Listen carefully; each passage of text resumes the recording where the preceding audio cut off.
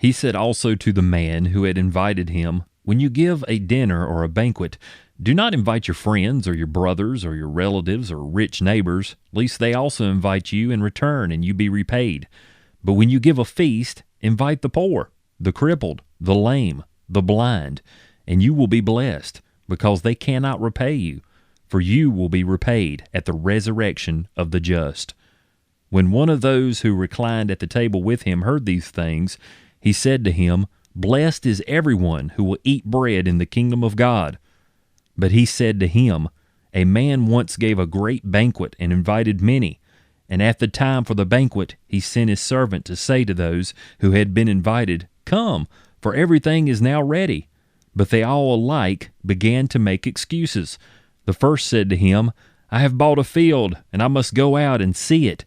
Please have me excused.' And another said, 'I have bought 5 yoke of oxen, and I go to examine them. Please have me excused.' And another said, 'I have married a wife, and therefore I cannot come.' So the servant came and reported these things to his master. Then the master of the house became angry and said to his servant, 'Go out quickly to the streets and the lanes of the city, and bring in the poor and the crippled and the blind and the lame.' And the servant said, 'Sir, what you have commanded has been done, and still there is room.' And the master said to the servant, 'Go out to the highways and the hedges, and compel people to come in, that my house may be filled. For I tell you, none of those men who were invited shall taste my banquet.'